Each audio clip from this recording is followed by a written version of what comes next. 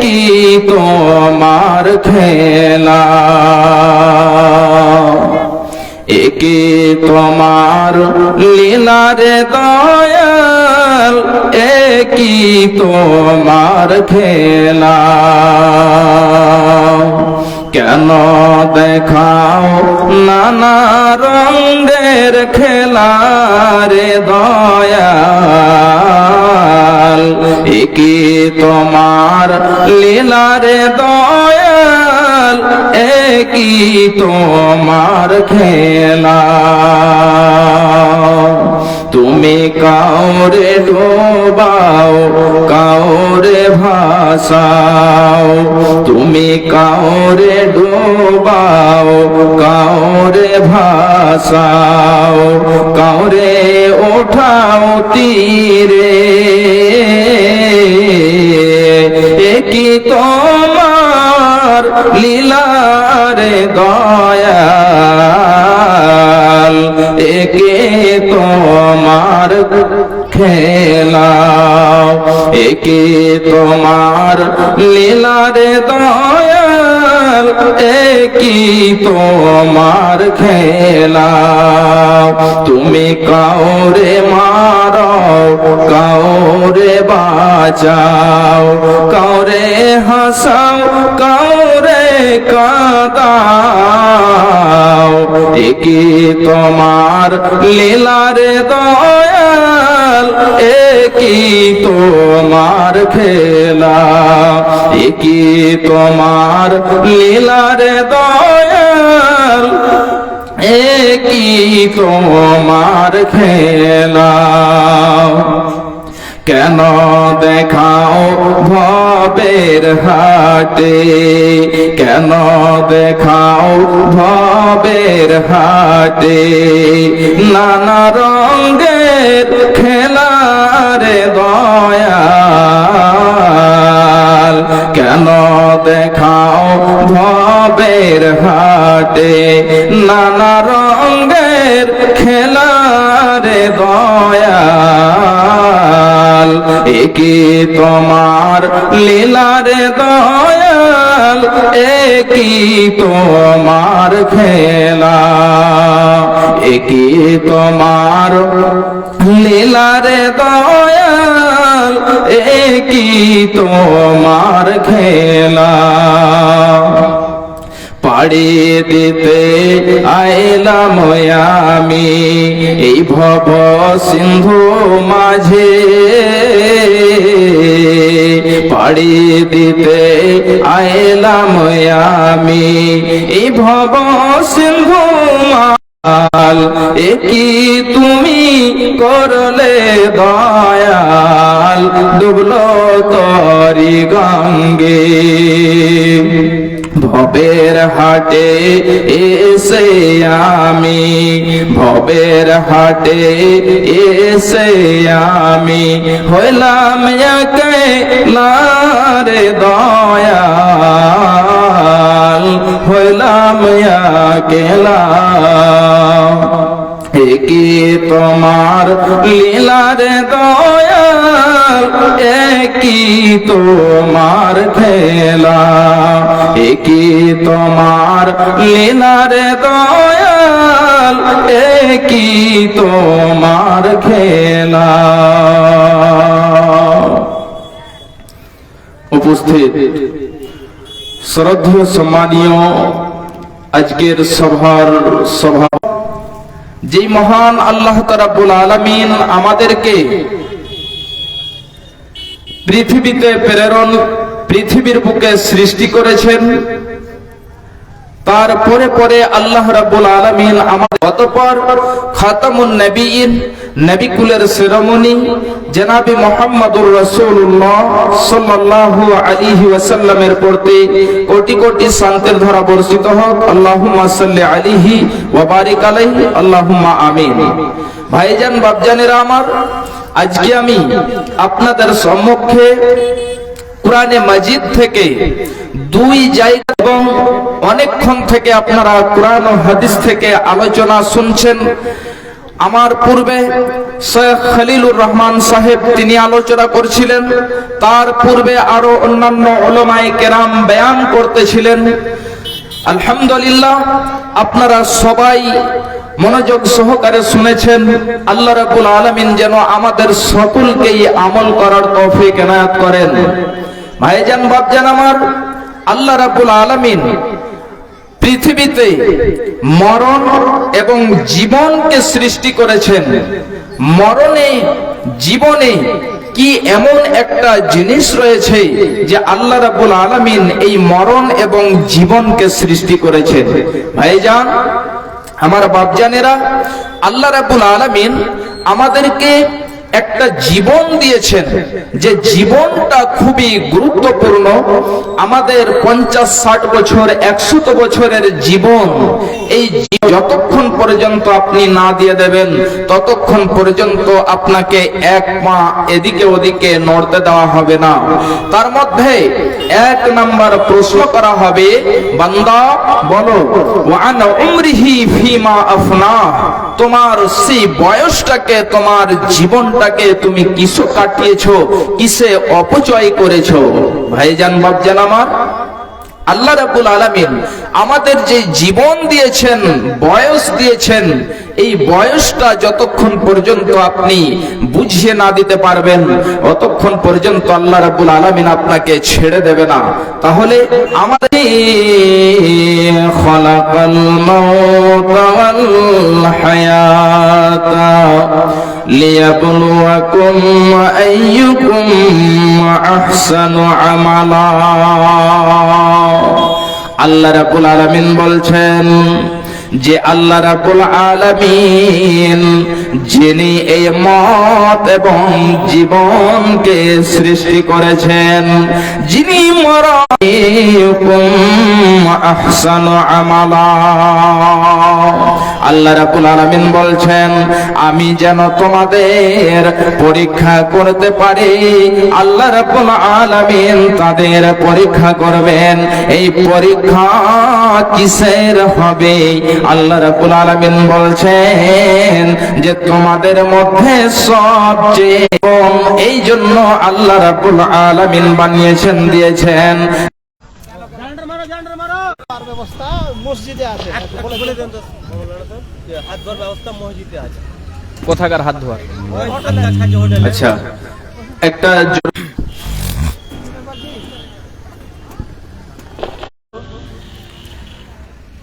আল্লাহ রাব্বুল আলামিন মানুষের এই জীবন এবং মরণটাকে এই জন্য সৃষ্টি করেছেন যেন মানুষদের পরীক্ষা নিতে পারেন তার জীবনে কে ভালো আমল করছে, নেক আমল করতে পারছে। ভাইজান বাপজান আমার,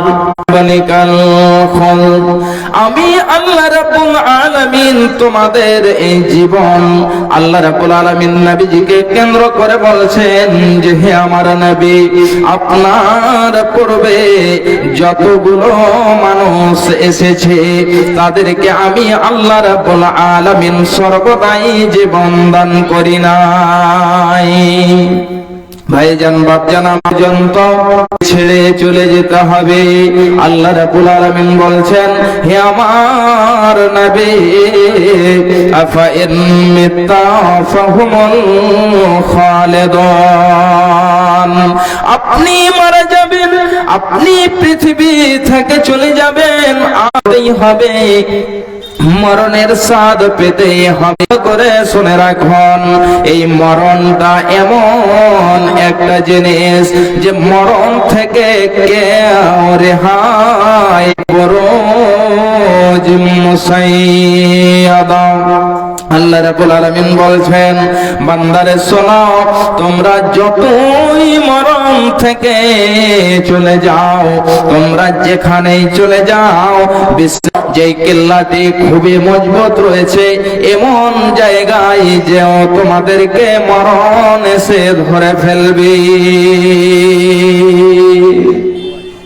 খুব ভালো করে শুনুন, এই মহিলাটি গর্ভবতী ছিল, হামেলা ছিল, তার পেটে বাচ্চা ছিল, সন্তান ছিল। এমন সময়তে তার যেন বেশ বেদনা উঠে গেছে, আর যেন তার বাচ্চা প্রসব হয়ে গেল। ওই লোকটি বলছে, আচ্ছা বলো তো, তোমার যে মালিকনির বাচ্চা হয়েছে, সন্তান হয়েছে, এটা ছেলে হয়েছে না মেয়ে হয়েছে বলো। এবারে সে বলল, দেখে লড়িয়ে না। এমন সময়তে সেই যেন লোকটি বলছে যে তুমি, তোমার যেন ওই মেয়েটি রয়েছে 100 জন, যে সে মেয়েটির মরণ হবে একটি মাকড়সার দ্বারায়। তাহলে 3খানা কথা বলে দিল। 1 নম্বর হলো বিয়ের পূর্বে 100 জন কিংবা তার চেয়েও বেশি ছেলের সাথে। দ্বিতীয় নাম্বার হলো তার বিয়ে সেই ছেলেটির সাথে হবে যে এসে ওই মেয়েটির পেটকে চিরে দিল, মেয়েটির পেটকে ফেড়ে দিল, ফেড়ে দিয়ে সেখান থেকে তাকে মৃত্যু মনে করে পালিয়ে চলে গেল। এইদিকে সেই মেয়েটির মা যেন অপেক্ষা করেছে কখন আমার দাস আগুন নিয়ে আসবে। আমি আগুন নিয়ে আসতে পাঠিয়েছিলাম। এবারে সে যেন এসে দেখছে সেখানে যে কাজ কাম করে অনেক টাকা সঞ্চয় করেছে, মালধন সম্পদ ইনকাম করেছে।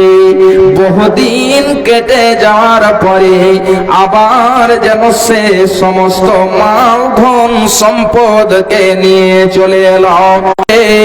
যে মেয়েটি সবচেয়ে সুন্দরী হবে, ওই মেয়েটির বিয়ে আমার সাথে করাতে হবে।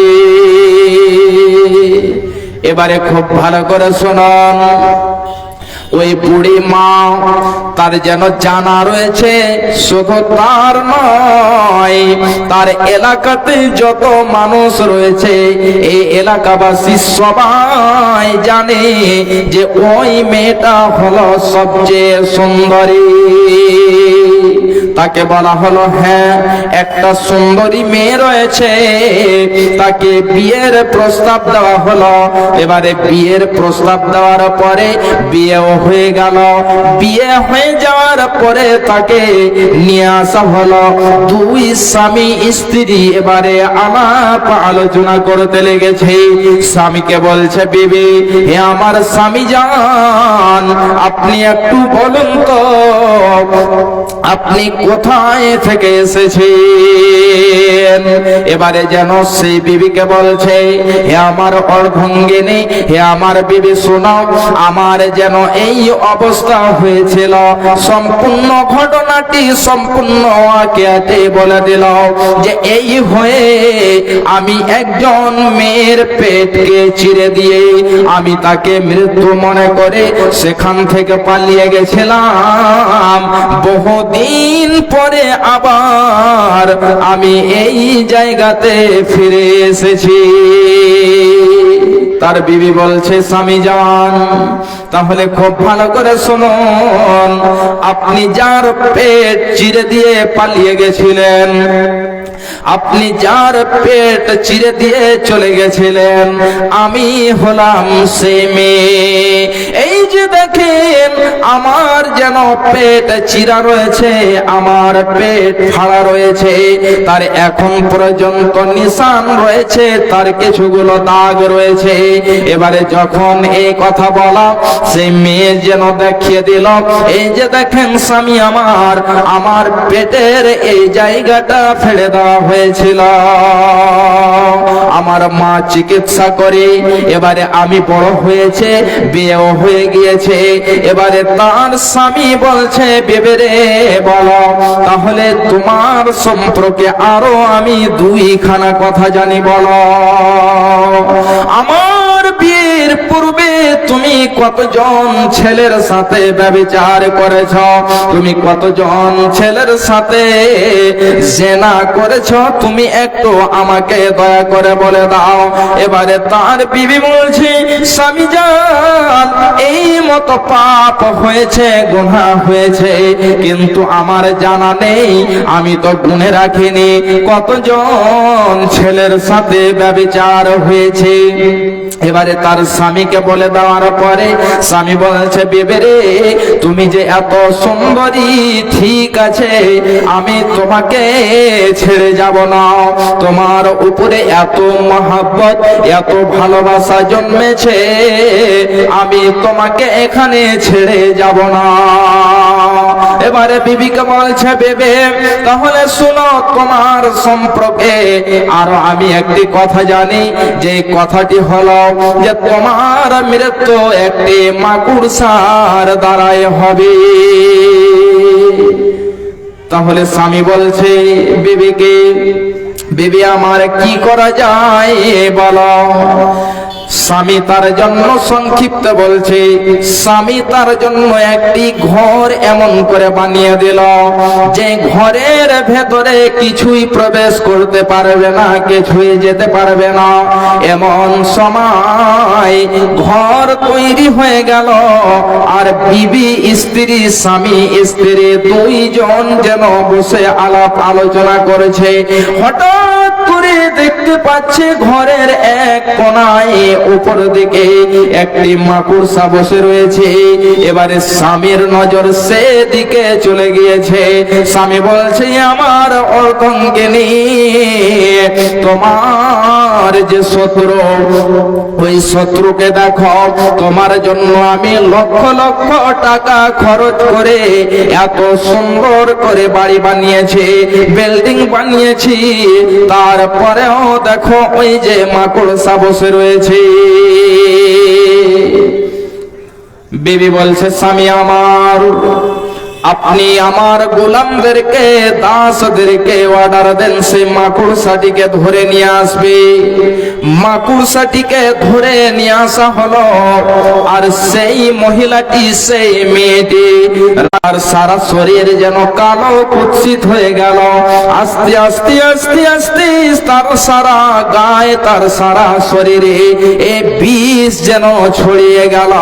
শেষের সমাতে ওই মেয়েটির, ওই মহিলা ওই অবস্থাতেই যেন মৃত্যু হলো। তাই আল্লাহ রাব্বুল আলামিন বলছেন, একবার বলুন তো, আমরা আজকে যেন মুসলমান, আমরা যেন খুবই সুখে রয়েছি, আমরা খুবই সুখের জীবন কাটাচ্ছি। একবার বলুন তো, যে আমরা কতজন আজকে 5 ওয়াক্ত নামাজ পড়লাম, আজকে নামাজ ছাড়লাম। গত 30 বছর, 40 বছর, 50 বছর থেকে নামাজ ছেড়ে চলে আসছি। একবার বলুন তো আপনি, আজকে আমরা নামাজ ছাড়লাম, রোজাকে ছেড়ে দিলাম, যত রকম নেক আমল রয়েছে ছেড়ে দিলাম।